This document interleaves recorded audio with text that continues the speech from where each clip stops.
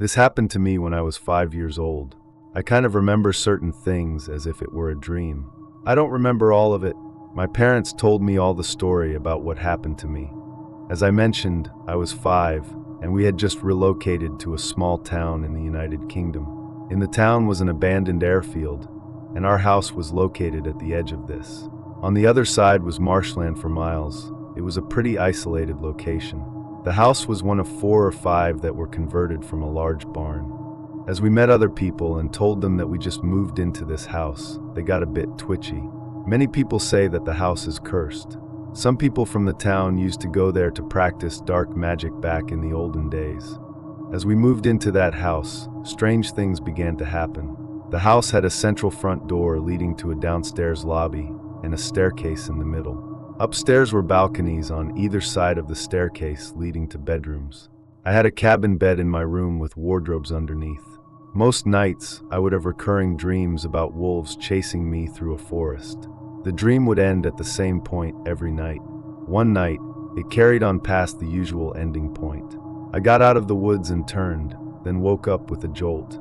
Suddenly, something slammed against the edge of the bed frame. Scared, I looked up. A dark figure ran out of the room, through the closed door, letting off a high-pitched scream. I was shivering in fear. The next thing that happened was the worst. My mom put me to bed one night and went back downstairs. My dad was at work. A short while later, she heard screaming from my bedroom. She said it was like blood curdling, fearing for life screaming. She ran upstairs. Our black dog was sitting outside the door as if guarding. She opened the door and the screaming immediately stopped. Silence, except for one thing. In the middle of my room, all of my toys were stacked one on top of the other, way higher than I could have reached. At the top was a teddy bear that played a tune when you pressed on its stomach. The tune was playing. She looked in my bed and I wasn't there. She searched the house top to bottom, panicking but couldn't find me. She eventually went to the next door neighbors to ask for their help, and a search of the area took place. Eventually I was found, in a bed, in the next door neighbor's house on the opposite side of the wall to my bed. I was fast asleep. We moved out the next day, and later rented the house to a family that owned the local Italian restaurant. After a few days, the man threw the keys into our house and said he won't step foot in there ever again. No other explanation. I'm not sure what happened to the house after that, as we sold the house a couple of years later. I did happen to be working nearby a few years ago and decided to drive to the house. I parked up at the end of the lane, looked at the house, and the feeling I got was awful.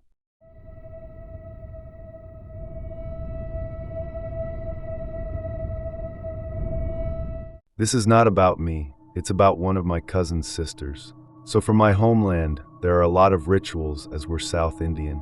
There are a lot of traditions where a person gets possessed by God and becomes his messenger. Sorry much about it. It's like a legend, I guess. So what happened was we went to the movies. It's about a guy who becomes a god and protects his land and people from the devil. After that day, we tried to imitate the way he is. Some days after our moms came home after work a bit earlier than usual. She looked so serious we asked what happened, and she told us that our cousin didn't go to college because she was sick and had a really bad throat pain. Fortunately, her mother took leave to look after her, and her father didn't have work. The mother was about to take her to hospital. She had a phone call, so she went to attend that. Then all of a sudden S starts screaming really loud. Everybody rushed to see her. She didn't look normal. She looked a bit tense. And she started to get up, move around, almost like an inch above the ground, like floating a bit, and jumping around. Her father is a build man. He tried to hold her, but he couldn't. She was screaming so loud, even the neighbors came, and she was chanting in a different language, and everyone starts freaking out, crying, not knowing what to do. They took her to hospital, but the people were so confused they told them to go to a psychic. Our whole family was there. One of our brother knew a person and called him. He was far away. But because she is a young girl, he came and started throwing salt and something, and she calmed down. After she came to consciousness, she told us that she is seeing everyone and she knows something is wrong, but doesn't know what she was doing. She couldn't talk, almost like paralyzed. So what are your thoughts about this?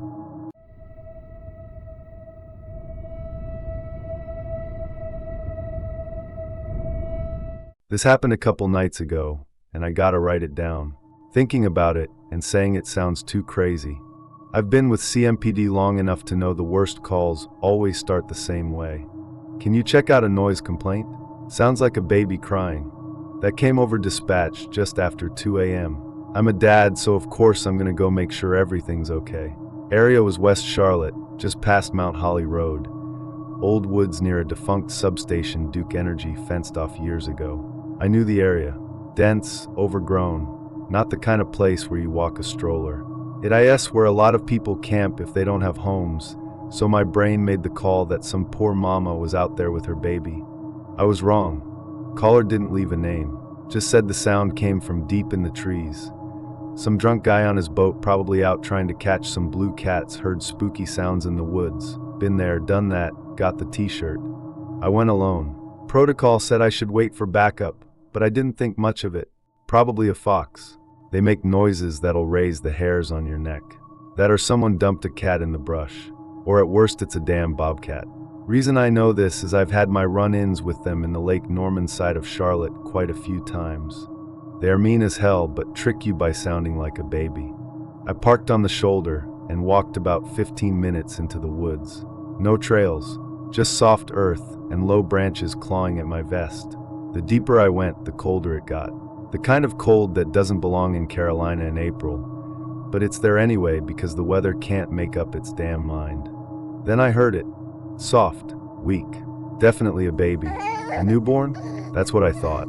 It sounded like my baby girl, like the day she came home from the hospital. I froze. It was coming from ahead, somewhere beyond the next ridge. But it wasn't right. The cry looped. Same pitch, same rhythm, almost mechanical, like it had been recorded. I unholstered my flashlight and moved slow. That's when I saw the eyes. Dozens of them, reflecting back in the dark. They stepped out together, silent, coordinated. A herd of white deer.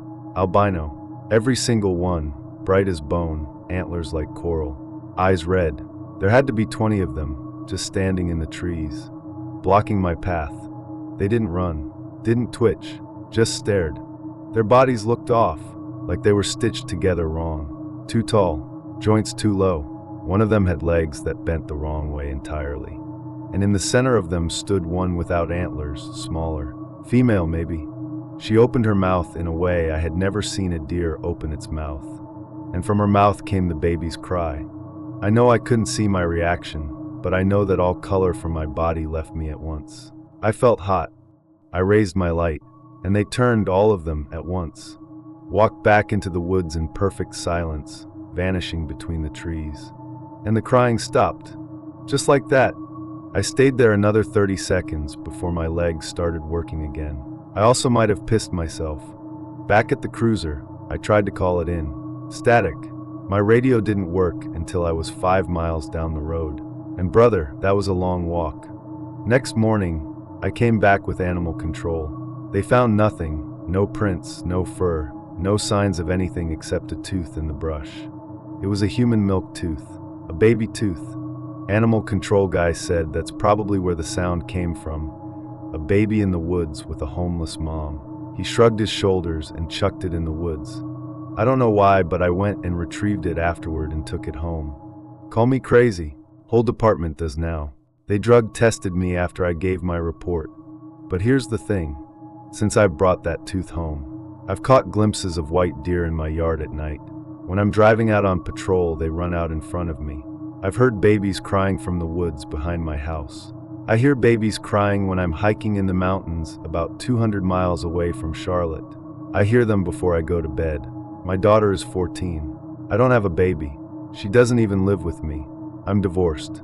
And the worst thing is, I don't know where that tooth is now. And the reason I'm writing this is because as I sit here in my home, I'm watching my security cameras. There's a white deer in my yard, and now it's screaming and yelling and cursing. But it's not a baby's voice anymore. It's mine.